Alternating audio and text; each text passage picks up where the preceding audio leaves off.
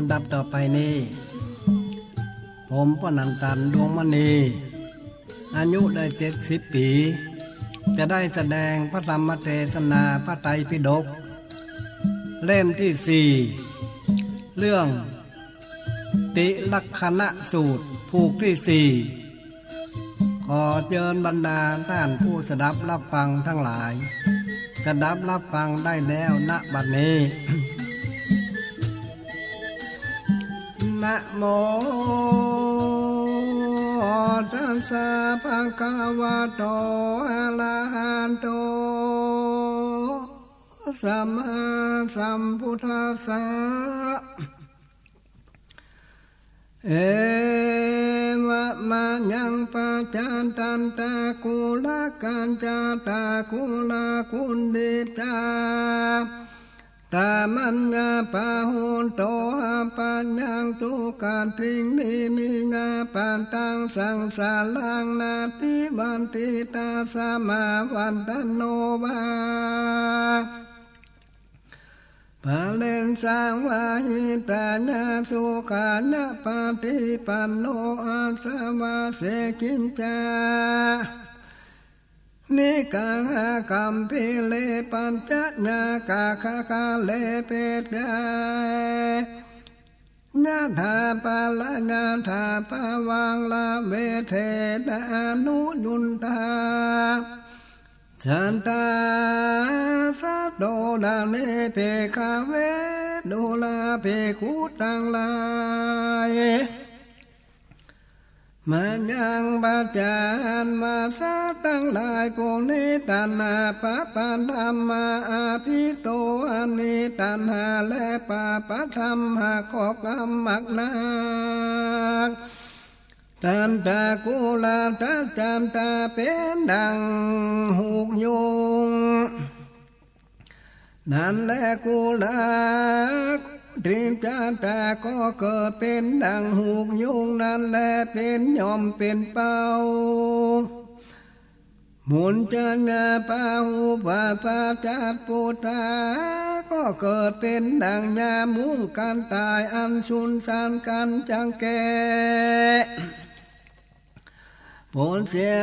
นี้จากกันก่อนยากนักนั่นแลนิดีป่าทางก่อนเพียนยอมได้ตกไปทุกการทิ้งสู่ที่นายอัปปายังในอบายทางสีนาปีวะภาวาสีก็บ่ได้คำพ้นสังสารังยังสงสารตาสมาเหตุดังอันปันดิโตอันว่ากาลาภูมิปัญญามหาปัญญา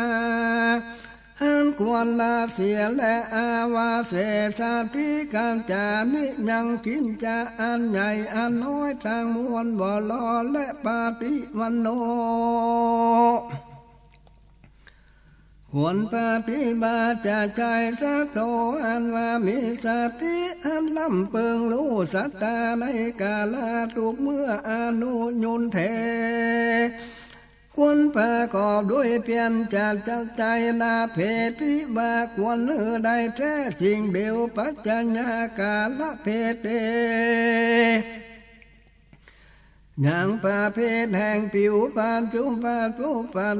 ธรรมอันเป็นพระใจแก่นิพพานและยิ่งนักนานฮิตาญะเพื่อเป็นวาโนจาญะโสกาญะเพื่อเป็นสุขอันตโนแก่ตนก็ดีปาละสังว่าแก่ท่านผู้อื่นก็ดีภาวังตามปังเพิ่งมีดังนี้อธิบายว่าสาตั้งหลายอันนี้ตัณหาปาปันธรรมหากว่าเก่าหวนใจมากนักล้วนบังเจียงบังเกิดเป็นดังหูกยุงเป็นยอมเป็นเป้าสงสารสาสนสารการไปมาเป็นดังยามุงการตายนั้นจริงได้ต้นเตียวไปมาในวัฏสงสารใจในต้องทุกในอบายตั้งสีจลาจาติเปียทิมรณะทุกใจ บ่พ้นจากทุกข์สงสารสาขาเพศดังอันผู้กาลผู้มีปัญญาควรละเสียยังคิดจากการอันใหญ่อันน้อยบ่ฮือเศษสัตว์ลอควรใส่ใจการทำบุญทั้งหลายมีตนว่าฮือตารักษาศีลภาวนาใจเพื่อฮือได้เป็นที่เพิ่งแก่ตนแก่ต้านผู้อื่นเตอะว่าอันแลพระพุทธเจ้าตนพระก่อด้วยมหากรุณายิ่งนักลักสัตตาโลกทั้งหลายมากนักเหตุพระพุทธเจ้านั้นพระก่อไปโดยทิพจากขุญญาณคือว่าตาที่ส่องแจ้งล่วงพ้นวิสัยตาแห่งคนทั้งหลายก็หันยังสัตว์นาโลกเพศผีทั้งหลายได้เสวยทุกข์มากนักพระพุทธเจ้าที่สังเวชในใจมากนักด้วยคำว่าอาโหเวนอสัตว์ต่างหลายในการทำปาปกรรมก็ได้เสวยทุกข์ลำบากพันใจมากนักแต่นอมาอันอยู่ใจพระก็กลัวสัตว์ต่างหลายอันอยู่ในเมืองคนนี้ได้ถึงโดโดยพระการดังอันพระก็จริงรักษาดังลายเป็นดังลูกแห่งตนจุดตัวสาและพระก็จริงอุตสาหการดำเตียนสั่งสอนใจเพื่อฮือได้ถึงยังพระนิพพานเพื่อฮือพ้นจากอาบายทั้งสี่และจาติจาลาเปียทิมรณะตั้งหลายได้ผู้ที่มีปัญญาควรปฏิมาตามใจเธอปุงกาลาผู้ใดบอกกันทำตามคำสอนของพระพุทธเจ้าก่อนจักในตองทุกทั้งหลายผู้นั้นแต่บ่สงสัยผู้กาลาผู้มีปัญญารู้เรียนอย่างทุกในสงสารโดยปากาดังกล่าวมานี้มีใจมาใครไปสู่เวียงแก้วเป็นปรมาตาสุขอันลำเลิศอันพระเสริฐกว่าสุดทางมวลควรใส่ใจอ่อนยับยังบุญและกรรมขีแม้ว่าทุกต่างหลายพระการคือว่าตานาศีลภาวนาปฏิตานังอนุโมทนาเวชจาปัญจญานาเตสัตนาสุนทิวาทุจันนันและผู้กาลาผู้ใดบ่ได้หอมยับยังบุญขีณาวาทุดังมวลผู้นี้บ่หอนว่าจักใดไปสู่นิพพานสาขาบและที่มีไข่แก่หือแจ้งบุญที่ญาสิปะการอันดูง่ายก่อนและตานังนั้นคือว่าตาอันพระใจทั้งสี่คือว่าพระจีวันละเขาน้ำโพจันนาอาหารแต่งแป้งที่อยู่ที่นอนเพศจาปาลิขานคือว่าหมากเมียงและยารักษาเปียที่ทั้งหลายมีตนว่าน้ำสัพพิน้ำกัดดาตามกะทิน้ำเน่าวันนี้น้ำเพิงน้ำอ้อยแก่สัมมานาธรรมและญาโจคนขอดทั้งหลายนั่นและพรุ่งนี้ชื่อว่าตานาศีละนั่นคือว่ามีศีลห้าและศีลแปดศีลสิบจันตุปาริสุทธศีลบริสุทธิ์หมดใสกับโดยตนบริสุทธิ์ทางอธิบายว่าอุปโภอุปาสกะอุปาสิกาเป็นคนกาและควรรักษาศีลห้าศีลแปดกับตนทาลาตอนเต้าเสียงอายุชีวิตและพิวาจักลังษาต่อเต้าชีวิตบ่ได้ก็ควรรักษาตามปะคะวันศีลทุกวันทาลาต่อเต้าเสียงชีวิตและพิวาสามัญเน้นก็ควรรักษาศีลสิบอันบ่ฮือเป็นบางเป็นต้นพิวาภิกขุก็ควรรักษาจันตุปาลิสุทธาศีลบริสุทธิ์ศีลห้าศีลแปดคือว่าบ่ฆ่าสัตว์บ่ลาของต้านบ่กระทำผิดเกยกิเลสกรรม โดยเมียเจ้าสาวจำพวกแห่งต้านบ่อนไล่ต้านกินน้ำเหล้ายาเมาหาพาการชื่อว่าศีลห้าก่อนและศีลแปดเอาสามศีลปลายมาแทนคือว่าบ่กินโภจันละหาพาการเข้าสุขเข้าสารเข้าสะดุย้อยจีนป่าอาหารและทวงหาเมื่อตาวันใจเป็นตอนนั้นนึ่งบอกขับป้อนเดียสีตีเป่ายังตุลิญะนนทีหาประการคือว่ากองป่าปีนปองไว้สร้างปีจันทะเลเหินตั้งเลยบ่เล่งดูต้านการจำบ่ฟังต้านการจำบ่ตัดดอกไม้มาลาขันแท้ของหอมขันเล่าเอาเพื่อขัดเราเอาผิวบ้านทันลงเครื่องผ่าดับอันงามนึ่งก็บ่อนั่งนอนเนื้อหาสนาเต้นจองอันใหญ่อันสูงศีลสิบนั้นปล่อยแจกศีลหนึ่งถือเพื่อเป็นสองแล้วเอาเจ้าศาสตร์เอาจาตาลูอันบ่รับเงินและคำนั้นมาเข้าเป็นชีพและจันตุปาเลสุทธาศีลคือว่าปาติโมกสร้างวาลาศีลคือว่ารักษาปาติโมกและอินทรีย์สร้างวาลาศีลหนึ่งคือว่ารักษาอินทรีย์ตั้งหูคือว่าจักขูโสตาคณะจิวหากายมโนนั่นแหละที่ว่าปาเลสุทธาศีลคือว่าเลี้ยงชีวิตอันชอบปราศจากอันเลสานากรรมสาสาวเอ็ดนั้นแหละปัจจัญญาสานิตาศีลแปดคือว่าพิจารณาดูพระใจทั้งสี่คือว่าการจำปัญจเวคขณะเมื่อรับเกณฑ์เมื่อกินเมื่อบัวและพวกนั้นจินต่างหลายพวกนี้รวมเข้าในบทสีลังนั่นแหละภาวนานั่นคือว่าจำเลินยังกรรมฐานทรงพระการคือว่าสมาธาและวิปัสสนากรรมฐานลดแก่กิเลสและสมถะนั้นมี10 พระอาสุภา10 อนุสติ10กายขันธา8อานาปานาสานุสติ8พรหมวิหาร4อรูปกรรมฐาน4วิปัสสนานั้นมี3คือว่าอานิจจังทุกขังอนันตานี่แลกรรมฐานทั้งหลายพงนี้เต้าต่อเต้าความ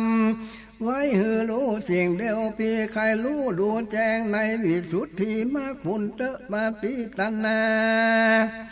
นั่นคือว่าส่วนบุญและอันโตได้หือตานแก่ต้านผู้อื่นแล้วคือมาอุติสาแก่เทวดาและสัตว์โลกทั้งหลายญาติพี่น้องวงศาผูกอันตายไปนั้นภาการหนึ่งเมื่อจักหือตานเหือผู้อื่นอนุโมกำโตนั้นแหละอนุโมทนาคือมีใจจมชื่นยินดีด้วยวัตถุทานแห่งทานอันอื่นอันจักจวนโตนหือตานและเบไวยนาวัจจาคือว่าใจสวยโพมีศีลและผู้เฒ่าผู้แก่พ่อแม่ครูบาอาจารย์แห่งตนปัญจญาคือว่าครบยำพวงกันละผู้มีศีลและผู้เฒ่าผู้แก่ครูบาอาจารย์แห่งตนเทศนานั้นคือว่าสั่งสอนท่านผู้อื่นเว้นจากบาปคือการทำบุญคือรู้จักกองนิพพานและสุตตะคือฟังธรรมพระพุทธเจ้า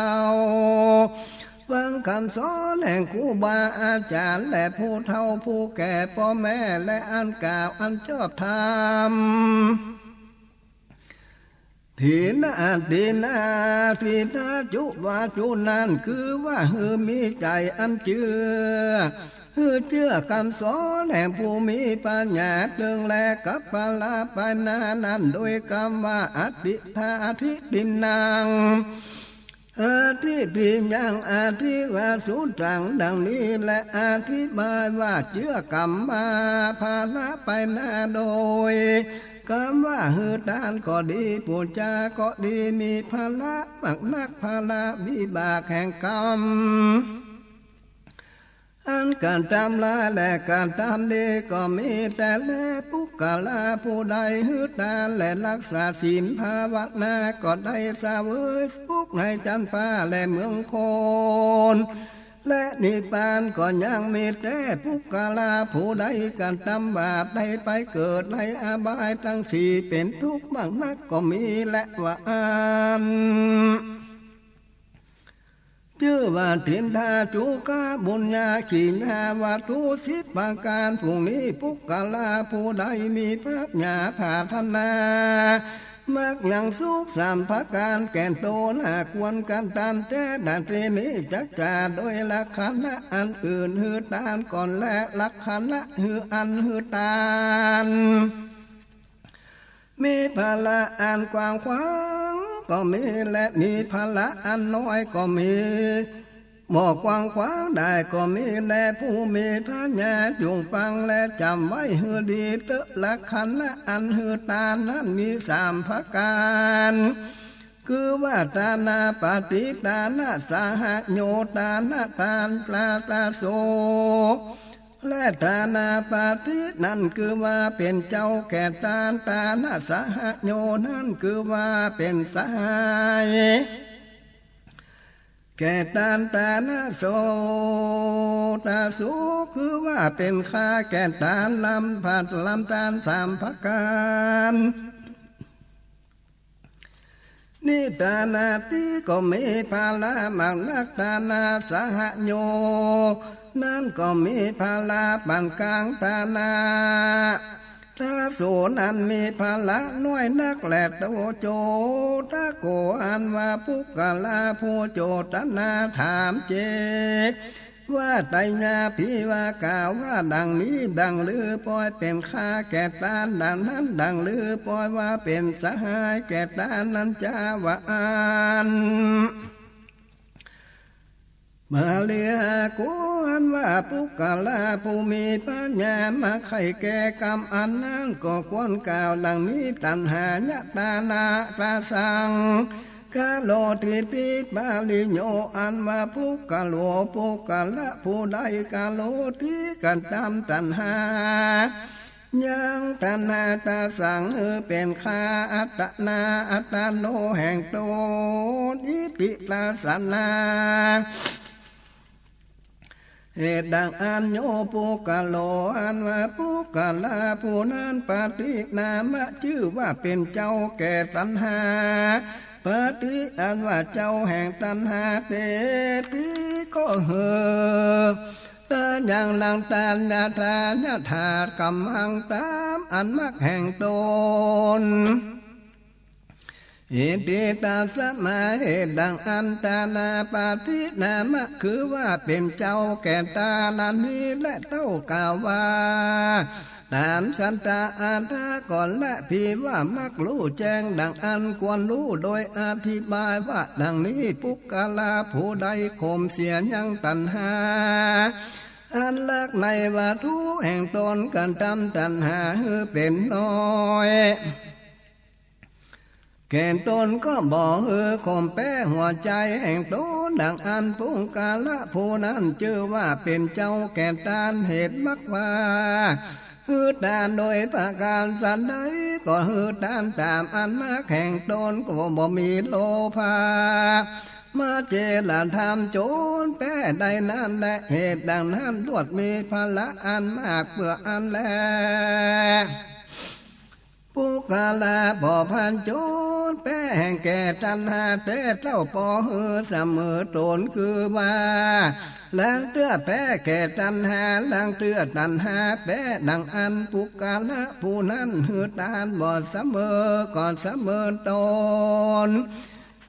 กินตนบริโภคนั้นและปุกลาผู้นั้นชื่อว่าเป็นสหายแก่ต้านและปุกลาผู้ใดบ่แก่ตัณหาฮือตานใดก็ดีบ่ก็ดีเหตุตัณหาลักวัตถุเขาขอมากนักลวดบ่ฮือตานใด เมื่อใดทานก็ย่อมมีกรรมกินแห่งใจเมื่อไปรู้มากนักก็เฮือตานบ่แพ้แก่ตัณหาฉันนี้ชื่อว่าเป็นค่าแห่งตัณหาก็ได้ชื่อว่าเป็นค่าแห่งทานและเหตุอัตตาสัตตะหัตถะยังวันโตนาทิตัณหานิตานังโส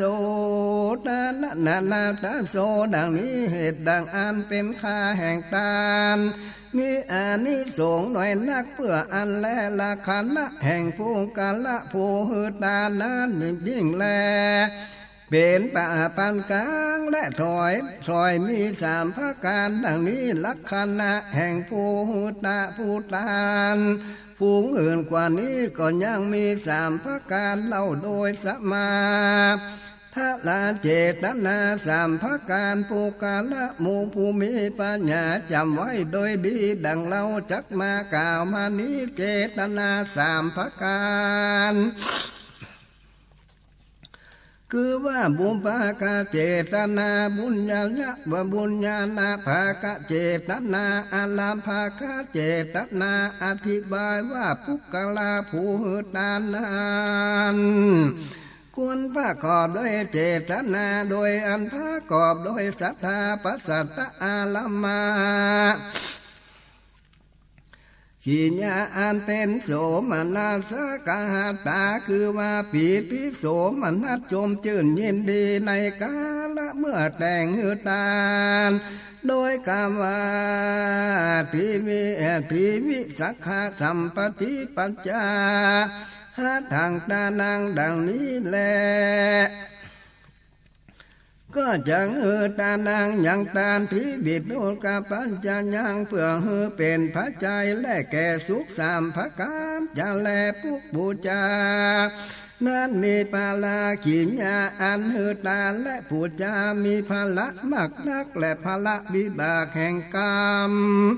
อันกันทำละและกันทำดีนั้นเอาโดยตนและสัมมาทานนั้นคือว่ายออันจุลีขึ้นตั้งข้ามหอมแล้วไว้เกี่ยวสามพระการครูบาอาจารย์แห่งตนแล้วว่านะโมไปสามทีฮือสูสามทีแล้วว่าอาลาว่าสัลนาโกมสามทีลังสามด้วยนัยว่าพุทธังสารนังกัสสามิธัมมังสารนังกัสสามิสังฆังสารนังกัสสามิตุติยามปินาทิยามปิไปเสียงแล้วว่าปานาทิปาตาเวละมณีไปจนเสียงสุดอตินากาเมสุมิสามุสาวันตาสุลาเมลัยมาปะมาตาเวละมานีไปเสียงลำเปิงว่าสันนีวันนี้กูก็บอกข้าสัตว์มาทาลาว่าตัวน้อยนึ่งเต้าอภงทุลีอันเปียวอยู่ในอากาศกูก็บอกใจกันจำจะแลกูก็บอกจักถือเอาของแห่งต้านที่บ่แม่อันบ่มีแก่ตนและกูมาทลาเต้าเม็ดงาจะแลกูก็บอกการพิจามีสาธิพิกรรมโดยเมียแห่งตาลจะแลกูก็บอกกินน้ำเหล้ายาเมามาทาลาป่าลิ้นจุ่มจะแลกูก็จังลาสาสินพวกนี้เป็นแก่นเป็นสารแก่กูจะแลลำเปิงสันนี้แล้วอยู่หลังแสกดีตามดังกำขันเองแต่เป็นบ่เป็นบางเป็นต้นเป็นจ้องเป็นโลเป็นดังเป็นพ้อยอย่าเป็นข้าแห่งตัณหาอย่าตัณหาถือเอาไรปุกกะลาผู้นักษาศีลบริสุทธิ์กล่าวดังนี้นักผาต่างหลายมีตนว่าพระพุทธเจ้าหากล่าวสักเสริญยกย่อยิ่งนักและศีลบริสุทธิ์มีตนว่าปราศจากเป็นบางเป็นต้นเป็นจ้องเป็นโลเป็นดังเป็นพ้อยนั้นจริงเป็นพระใจได้ถึงสัมมาที่ทำมันพระเสริฐนั่นแหละอันนี้จะโดยสมทาน ด้วยตนก่อนแลปานดังสมาทานเอากัดโดยผู้อื่นคือว่าบอดจางสมาทานเอาด้วยตนเหตุบ่รู้ลักษณะแห่งศีลดังอันควรแต่งแปลงเขาตอกดอกไม้ลำเทียนเข้าไปสู่สันนักสมัณะพามลูกศิษย์พระพุทธเจ้าก็ดีที่บ่มีนักปราชญ์และอาจารย์ผู้มีศีลแล้วพูนจาโดยเขาตอกดอกไม้ทุบเทียนตามอันมีแล้วที่หือสมณะพราหมณ์ครูบาอาจารย์ต่างหลายพวกนั้นน้ำหือแก่ตนโบรักษาหือบริสุทธิ์ดังกล่าวแต่ภายหลังนั้นเตอจ่าโดยสมาทานเอาศีลก็แล้วเท่านี้ก่อนและบันดังสมาทานนั้นก็มีสองประการอันหนึ่งชื่อว่าปกติศี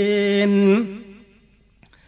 อันหนึ่งชื่อวิลาติและปุงกาละโพใดบ่ได้สมาทานเอาศีลสักเชื่อมันเต้าโยรักษาตนเว้นจากเวรหาประการคือบ่ฆ่าสัตว์ตัดชีวิตบ่ลักของต้านบ่ได้กันตำมิสาจารกับโดยเมียต้านบ่ไล่ต้านบ่กินน้ำเหล้ายาเมาสักอันดังอันปุงกาละผู้นั้นชื่อว่ามีศีลห้าก็ตนและศีลอันนี้ชื่อว่าปกติศีลผู้กาลาผู้ได้หันสัตว์อันควรฆ่าก็ดีของด้านอันควรลักเอาได้แต่มันปล่อยบ่เอาลูกเมียต้านในที่สังหารคนกันตำมิสัญจารแล้วก็บอกกันตำผู้กาลาผู้ดาตาใจในกาละเมื่อจังแต่งหือตานคือว่าปุปปาเจตนาพาการหนึ่งในกาละเมื่อจังหือผู้หือตานปูนจาก็บังเกิดยังพิธีโสมนาเดตนาปัสสะตะยินดีมากนาเหมือนดังจักใดจักกะวันที่สัมปติในขันธ์บันเดียวดังอันนี้คือว่ามุนจังนาภากาเจตนาว่าอันหือตาแล้วก่อนยินดีซึ่งตาอันใดหือตาแล้วนั้นใจโดยคำว่าสุตินังวัตเมตานังจุลนั้นทางวัตเมจาจาทางมนุสตังปาลิสุทางมุลาสตังอันว่าตานั้นกูหากหือได้แล้วนั้นอันเป็นอันที่เป็นเดชนั่นแหละจัดตั้งอาณาขิญาอันเกิดมาเป็นคนปางนี้อันกูหือได้ดีนักเหตุใดหือตาแล้วและลาภาอันว่าลาภาสังขารอันประเสริฐคือว่าหือตานี้อันกูหักได้ยิดได้ดีนาแต่และว่าอันอยู่ใจญาจุวันทลาต่อเต้าชีวิตดังอันพละแห่งตานั้นก็กว้างขวางมากนักแลบ่อาจจะการนาสังขญาได้อธิบายว่ารู้ง่ายและแต่แลเพิ่งรู้ได้ว่าดังนี้ปุกกาลาผู้จักหือตานั้นควรหือยินดีตั้งแต่แรกแต่เมื่อก่อตั้งยังวัตถุตานไปทลาต่อเต้าหือตานั้นก็หือยินดีปีติสลาดเต็มตนเหมือนดังใดเขาของเงินคำบังนักจะได้เป็นมหาเศรษฐีและปัญญาจักวัฏฏิบัติเดียวนั้นและว่าอ่านหือตานก็หือมีใจยินดีอยู่ใจด้วยคำว่าตานแห่งกูอันใดหือตานนี้ดีนักยังเป็นเหตุใดถึงสุขในจันฟ้าและเมืองโคนและนิพพานแต่แลกูเกิดมาเป็นโคในปางในภาเสดนักการเหตุกูได้หือตานรักษาศีลภาวนาละพระอันภาเสดคือว่าหือตานนี้กูได้ดีนักแต่และว่าสันนี้โยนใจทลาต่อเต้ามีชีวิตดังอันภาลาแห่งฐานานก็กว้างขวางบางนางยิ่งกว่าน้ำแดดทราย ไม้และป่าไม้ในจักรวาลทั้งมวลก่อนได้ปุกกาละผู้นั้นจักได้ถึงยังสุขสัมปติในจันทร์ฟ้า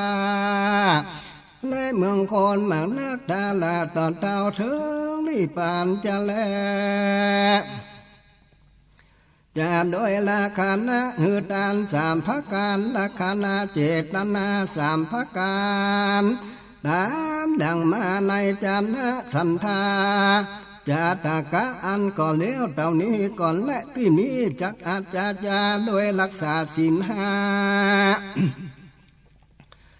เล่าก่อนแลปูกาละผู้จังลาสาศีลก็ควรประกอบด้วยเจตนาสามประการดังกามานี้ก่อนและควรดีเสียยังจะสายังตัณหามามนาทิฏฐิเสียเลี้ยวและมีใจบริสุทธิ์อย่างประกอบไปโดยโลภะโทสะโมหะวิจิกิจากูกูจะอันใดอันหนึ่งสักอันเนี่ยสัมมาทานอศีลเตลังคณะแห่งศีลมีสองภาการอันหนึ่งอัตตนาสมาทานศีลชื่อว่าปะลาเมื่อเลสมาทานารักษาศีลสัมมาทานะมีสองภาการคือว่าอัตตนาสมาทานะปาเลนะสมาทานะและอัตตานาสมาทานะอันหนึ่งสมาทานจะฟังคำหลายกาลแต่ก็แต่ก็มีอันน้ำเหล้าและยาเมาอันควรเก่ากินไก่แต่แลแต่มันปล่อยลำเปิงว่าขี้งาอันคาสัตว์และละของตานชู้ลูกเมียทานที่ห่วงแหนและจุล่ากินน้ำเหล้ายาเมาผู้นี้เป็นบาปและกูก็บอกควรกระทำสักอันแลลวดเว้นเสียดังอันชื่อว่าวิลาติศีลและเจตนาอันเว้นนั้นหากเป็นศีลแก่มันมีลาติเกิดเนี่ยการลาติศีลอันนี้ก็มีสองลักษณะคือว่าใส่ใจเว้นทลาบชีวิตหนึ่งเว้นทลาบกาละอันกวนเว้นหนึ่งและอธิบายมากว่าเว้นยามใดก็หากเป็นศีลยามนั้นเว้นอันใดอันนั้นก็เป็นศีลให้แก่มันยามนั้นและอธิบายว่าผู้ใดบอกฆ่าสัตว์สิ่งเดียวเหมือนป้อยกันตามพวงเอิญมีตนว่าละของทานดังอันก็มีก็เป็นศีลเส้นหนึ่งและผู้ใดได้ฆ่าสัตว์ละของทานจูไล่ต้านกินน้ำเหล้ายาเมาดังอันเต้าว่ามันบอกกันทำเมสาจารด้วยลูกเมียและเจ้าเมียสาวจำพวกท่านสักเดือดังอันมันก็ชื่อว่ารักษาศีลเส้นหนึ่งกับตนผู้ใดได้ขาดสารละของตานจูไล่ต้านสู่ลูกเมียต้านทุกว่าทุกอันเต้ามันบอกกินน้ำเหล้ายาเมาดังอันมันมีศีลเส้นหนึ่งกับตนมันและศีลห้าอันนั้นผู้ใดเว้นอันใดอันหนึ่งก็เป็นศีลกับตนเส้นหนึ่งและผู้ใดเว้นสองอันก็ดีเป็นศีลเต้านานอันใดเว้นใดตั้งห้าก็หากเป็นศีลห้ากับตนเหตุดังอันปงกาละผู้ใดมาไข่พ้นจังโตควรรักษาศีลห้าไว้กับตนกับตัวเตพี่ว่ารักษาศีลห้าเส้นบ่ได้แต่ก็ควรรักษาอันควรเว้นจากเส้นหนึ่งก็ดีสองเส้นก็ดีสามเส้นก็ดีสี่เส้นก็ดีห้าเส้นก็ดีผู้ใดบ่ได้รักษาสักอันดังอันอธิบายตาอาบายทั้งสี่ก่อนยังเป็นที่อยู่แห่งมันผู้นั้นเตี้ยงนักจะแลจะโดยราคานะอันลาสาศีลสองภาการคือว่าปัตราสมาตานะศีลก็แล้วเท่านี้ก่อนแลทีนี้จักบิสัญจนายังสัพพุริสุทธสัมปติสุทธาศีล ดานในญากันดานกาว่าศีลาตะศีลานังขันดานังอานิจจันตานังสัพพลานิสัมหานิภาโกแก่ภาโกแจ้งก่อนเจ้าและญาณังศีลานิอันว่าศีลทั้งหลายผู้ใดอันผู้กาละหากรักษาบ่ดีก็ว่าเสียตนเสียปลายคือว่าปานาและอาเสและสุลานั้นและตานิลาอันว่าศีลทั้งหลายผู้นี้ผู้กาละหากรักษาบ่ดีนั่นแหละลังคันดานี้คือว่าจือว่าละหักเป็นบางเป็นต้นพี่ว่าเสียสามเช่นตามกลางนั้นชื่อว่าเป็นจ้องเป็นหูและพี่ว่าเสียทัดกันชื่อว่าเสียปานาอาทินนาก็ดีเสียมุสาและสุลาก็ดีชื่อว่าเป็นด่างพี่ว่าเสียขันตนคือว่าเสียปานากาเมก็ดีเสียอาทินนามุสาก็ดีอันนี้ชื่อว่าเป็นพลอยพี่ว่าเสียตามกลางนั้นอันเดียวก็ได้ชื่อว่าเป็นจ้องเป็นดูปุกกาลาผู้ใดรักษาศีลให้ใครได้สัมปติในจันทราและเมืองโคดังอันศีลอันนั้นชื่อว่าเป็นขาแห่งตัณหารักษาศีลเหตุมักไข่ใดถึงนิพพานแต่แลปลายโลนแล้วปล่อยหือตัณหาครอบงำเอาไปได้แล้วและผาธนาเอาสัมปติในจันทราและเมืองโคดังอันศีลอันนี้ชื่อว่าตัณหาถือเอาไรและศีลต่างหลายพวกนี้แลอาลิญะเจ้าต่างหลายบอกกล่าวสักเสริญยกย่อเหตุว่าอาลิญะเจ้าต่างหลายรักษาศีลบ่ฮือขาดเป็นบางเป็นต้นเป็นจ้องเป็นโลสันนั้นสักขาบอาลิญะเจ้าต่างหลายรักษาศีลบ่หอนพาธนาเอาสัมปติในจันทราและเมืองโคนบ่หอนตัณหาถือเอาใดศีลอาลิญะเจ้ารักษานั้นเป็นเหตุเนื้อใดถึงสมาธิธรรมและดำหัดเรือเสียยังกิเลสบ่ฮือบ่อันฮือร้อนข้าหายในใจตนนันดาและอาลิญะเจ้าทั้งหลายรักษาศีลนั้นและย่อมลูกเจ้าและอาบน้ำจำละตนเสียแล้วไปสมาทานเอาศีลแต่เมื่อเจ้าและจริงกินเข้าง่ายกินเข้างาแล้วก็อยู่รักษาศีลในที่สังหัดจากอารมณ์ทั้งมวลนึรักษาอารมณ์ทั้งมวลนึรักษาตวนทั้งหกคือว่าตาหูดังลิ้นกายใจอยู่ใจบ่หอนเฮอสัมผัสในอารมณ์อันใดมาถูกต้องพระการคือว่ารูปสัทธากันทางลัสสะโพธปาธรรมาการทำอารมณ์ไว้เฮือดีบ่มีอะไรโดยกิจการอันจักเลี้ยงต้องวันนี้วันพูกสักอันและบ่มีอะไรขันไข่ใดสัมปติในจันทราและเมืองโคนสักอันต้องมีใจมาไข่ใดสุขในนิพพานสิ่งเดียวศีลเป็นดังกามานีชื่อว่าปาริสุทธศีลผู้กาลาผู้ใดไข่ไปสู่เบียงเกียเป็นอมตะล้ำเลิศกว่าสุขทั้งมวลจงรักษาเหือมันเหมือนดังอนิญญะเจ้าทั้งหลายดีเถิดขีญะอันมีสัญจนาวิลาวะไลไขอัฏฐะแห่งศีลโดยอันย่ออันแคบก็เลี้ยวก่อนเท่านี้แล้วก่อนแลพี่หาไข่รู้แจ้งแก้ดูในวิสุทธิมรรคเตที่นี้จังเบสันตัญจนายังขีญาอันภาวนานันเล่าก่อนและกุศลธรรมาภาเวกุภูหุติกะโลติเวลังปะโลติติอโนนั่นโดเกิดเป็นปาหูลีกะโลติกันจำเป็นอันเป็นมาเป็นลาย เวบุญลังปากาโลติกันจำมือกว้างขวางกุศลธรรมังยังทำมันเป็นกุศลและอิตังตัสมาเหตุดังอันโสกรรมปันโทอันว่ากรรมปันทะอันนี้ชื่อว่าภาวนาอธิบายว่าการจำยังกองแห่งบุญอันใดบังเกิดยังกุศลธรรมจังหลายมีตนว่าศรัทธาสติวิริยะสมาธิปัญญาเป็นอันมากลายกว้างขวางยิ่งนักดังอันนั้นชื่อว่าภาวนาแล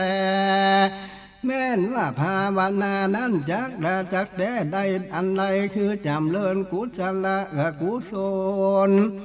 ทำและบุญภาละมั่งนักภาวนาลักขณะนี้ดังนี้คือว่าหือนั่งปะบะแหงเจิ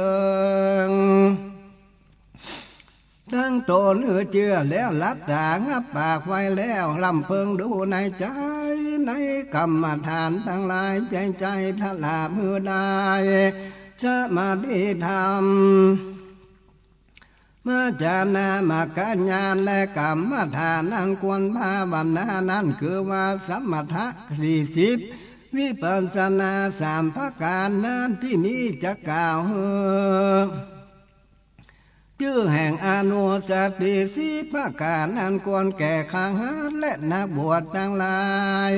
จากปฏิบัตินั้นจันและอนุสตินั้นคือว่าภาวนาคุณพระพุทธเจ้าพระธรรมเจ้าพระสังฆเจ้าภาวนาศีลภาวนาทาน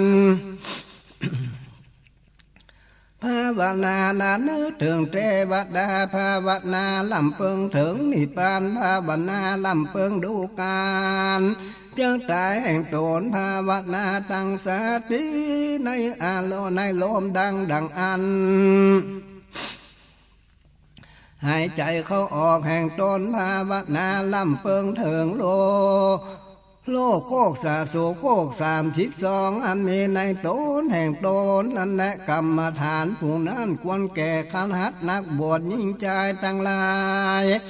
ปฏิบัติได้เสียงกรรมฐานพวกอื่นคือว่ากสิน10อสุภา10และอรูปกรรมฐาน4อาหารละอาทิกูลและสัญญาธาตุวัฏฐานกับภูนี้และกับโดยอานาปานาสติคือว่าลมดังอันหายใจเข้าออกนั้นก็เต้าควรแก่นักบวชปันดังกะหัดนั้นและควรปฏิบัติอนุสันติสีเก้าอันกัดจังพมวิหาร4นั้นและอันใดอันหนึ่งตามอันเปิงใจแห่งตนอนุสติสเก้านี้อันนี้คือว่าเว้นอานาปานสติเสียผงกล่าวมานี้ชื่อว่าสมาธิก่อนและวิปัสสนานั้นลำเบิงโลนามาลูกแห่งตนนั้นเมนะคณะ3ประการคือว่านิจังทุกขังอนัตตาโดยคำว่าอิตังนามาลูปังอันว่านามาลูกคือว่าตนและใจแห่งกูนี่แหละอนิจจังบ่มันบ่เที่ยงบ่สักอันเหตุว่าลูกปีนโลแผ่กากาดไปมานามาลูปังอันนี้เป็นทุกข์มากนักเหตุประกอบโดยปัญญาและเพียรทิโลกาอุปันตาวากังวลและเบียดเบียนเป็นทุกข์มากนักนาว่าลูปังอันนี้บ่ใจตนแห่งกูแลเหตุว่ามันรู้เท่ารู้เป็นเพียรที่ลุนตายลำเพิงสันนี้ใจชื่อว่าภาวนาวิปัสสนาและขีญาอันจารเถิงยังสมถะวิปัสสนาโดยอันย่ออันแคบก็แล้วเท่านี้ก่อนและปั้นดังปฏิตานาอนุโมทนาผู้มีปัญญาเบิ่งรู้ดังตานะบินิจาญาคาถากล่าวแล้วแต่ภายหลังนั้นเตอที่นี้จักกล่าวยังไว้ญาวัจจะปัจจญาญา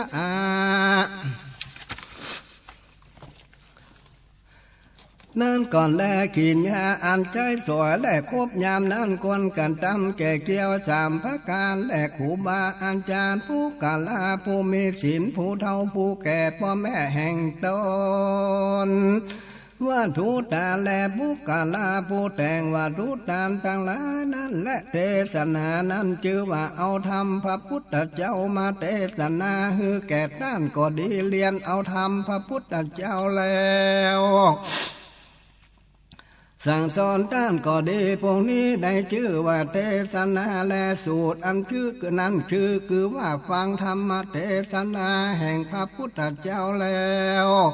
ฟังคำสอนของครูบาอาจารย์แห่งตนก็ดีครูบาอาจารย์แห่งท่านก็ดีอันกล่าวชอบธรรมนั้นโดยใส่ใจอันอ่อนนอบคมยามือตั้งโสตาวิญญาณไว้โดยดีก้มหน้ารับตาฟังอย่าหือดีแต่เธออย่าหือมีจิตพุ่งซ่านไปในที่ใดตามอารมณ์อันอื่นบ่ปากท่านเจนจ้ากับด้วยท่านผู้อื่นบ่ฟังกรรมแห่งผู้กาลาผู้อื่นเต้ามีใจติดยังทำแห่งพระพุทธเจ้าการคำสอนแห่งนาคผาเจ้าสิ่งเดียวดังอันชื่อว่าสูตรกิญญาอันฟังธรรมนี้และนี่ก็มีพละอานิสงส์อันมากนักถ่าหิโดยมีแต่และผู้กาลาผู้ใดบ่ได้ฟังนั้นแม้นว่ามีปัญญามากหลายเท่าใดก็ดีป่วยบ่รู้ยังโลกุตตาลาธรรมปริยัติธรรมอันเป็นกัมปีพิลาเป็นเหตุบ่เฮอได้พ้นจากสงสารก็บ่มีแลชื่อว่าผู้มีปัญญาในโลกนี้จะเสมอดังมาสารีบุตรเห็นเจ้าก็หาบ่มีได้แลมหาสารีบุตรเห็นเจ้านั้นเมื่อบ่ได้ฟังธรรมของพระพุทธเจ้านั้นก็ได้ยังบ่ได้ถึงธรรมวิเศษเหตุอันสักอันในเมื่อฟังธรรมพระพุทธเจ้าแล้วก็จริงได้เป็นอากาสาวกาตนพระเสด็จดังอ่านผู้กาลาผู้ไข่ใดโลกุญโชชิญะโลกุตละธรรมพระพุทธเจ้าด้วยดีด้วยภาการดังกามาเนเติดฟันดังติตาจูอ่านและเพิ่งรู้ดังกามาและแต่ภายหลังนั้นเตอะที่นี้จักไข่อันยังอานิสงส์แห่งบุญกิริยาวัตถุกิทิปาการดังนี้โดยสังเขปไว้แล้วเพื่อเฮือบังเกิดยังอุสหาบิดิญะปัสสันตะสัทธาขีญญาแก่สุกากามะบันดาตาบันดิตาทั้งหลายก่อนและตาละจานังกังโภกังหิลังตานังรูปังภาวนังตานังอาลาขินหาอันหือตานันและจานากังแผ่โภกังเป็นเหตุบังเกิดสัมปติเข้าของในจันฟ้าและเมืองคนทั้งมวลสีลังขีญาอันรักษาศีลและจัตนากังรูปังเป็นเหตุให้ได้เกิดในจันฟ้าจันพรหมภาการนึ่งเป็นเหตุมีรูปอันงามและมีสุขเตียงตัวเตียงดูเมื่อภาวนังฮือดาอันว่าภาวนานั้นและจานากังปัญญาเป็นเหตุเนื้อใดปัญญากาโคมเลียมเซลอาจจะแก้เปสัญหาปัญหาอันมีอาทะอันเลิกแลบยากนักนั้นแลอัตตาปาติตานาอันว่าส่วนบนส่วนต้านแก่ต้านผู้อื่นอุดเดียนสาเฮือแก่โลกทั้งมวลก็เป็นเหตุเฮือพละบุญแห่งตนได้กว้างขวางมากนักอนุโมทนาอันว่าขีญาอนุโมทนาซึ่งต้านนั้นและต้านผู้อื่นเป็นเหตุเฮือใดสะเวยก็โดยผู้ใดแลไว้นาวัจยาใจสวยผู้กาลาผู้มีศีลเท่าแก่พ่อแม่นั้นก็เป็นเหตุให้มีข้าหญิงข้าจาและคนใจคนสวยแห่งตนและปัจจญาอันว่าขีญาอันคบยามอ่อนน้อม ในปุกาลาผู้มีศีลนั้นก็เป็นเหตุหือได้ยักษาสัมปติหือต้านโลกโคบยำอ่อนน้อมยังตนเทศนาอันว่าเทศนาสั่งสอนทำแก่ต้านผู้อื่นก็เป็นเหตุหือติขาปัญญาปัญญาอันกาคมนักและบิสาลัตตะอันองอาจองกาคากาหารในธรรมกลางปาลิสาตั้งหลาและสุดจะอันว่าฟังธรรมคำสอนของผู้มีปัญญาก็เป็นเหตุหือได้บรรลุธรรมสองพระการคือว่าโลกุตตรธรรมปฏิปริญญาติธรรมแห่งพระพุทธเจ้าทิฏฐาโจอันว่าการตามทิฏฐิเชื่ออันนั้นเป็นเหตุเหือได้ลอดเบียงเจียวสุขเสนนั่นแลโดยอันลีดปันนักเป็นดังโพกาลาผู้เตียวไปมาโดยหนทางอันบ่คดบ่เลวได้ปันลอดที่อันมักแห่งตนขีญะอันวิวาว่าไหลไข่อานิสงส์แห่งบุญและอิริญญาวัตถุจิตประการอันย่ออันแคบก็มีดังกล่าวมานี้และอันนี้จักจะโดยกล่าวโดยกว้างขวางอันเต็มที่สุดบ่ได้และอัฏฐกันจานเจ้าผู้พระก่อโดยพาหุสูตรนั้นก็แผ่ยังบุญขีญาวัตถุอันเดียวก็เป็น10กองป้อยซ้ำแผ่10อันนั้น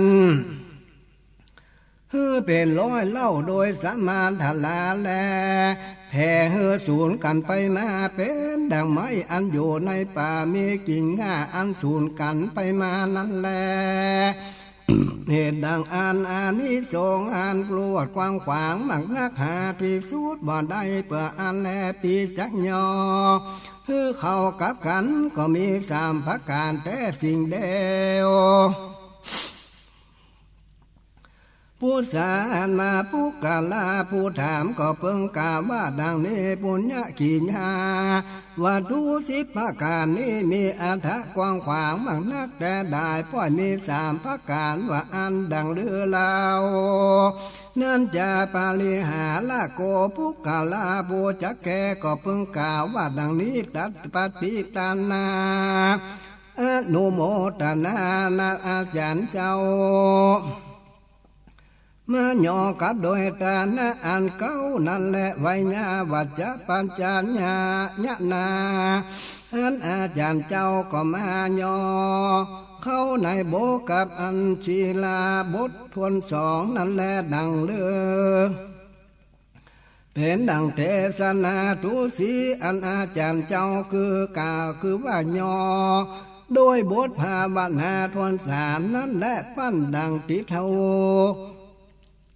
จุอันและอาจารย์เจ้าก็มาเข้าในบทดังมวลเหตุดังอันบุญกิริยาวัตถุดังมวล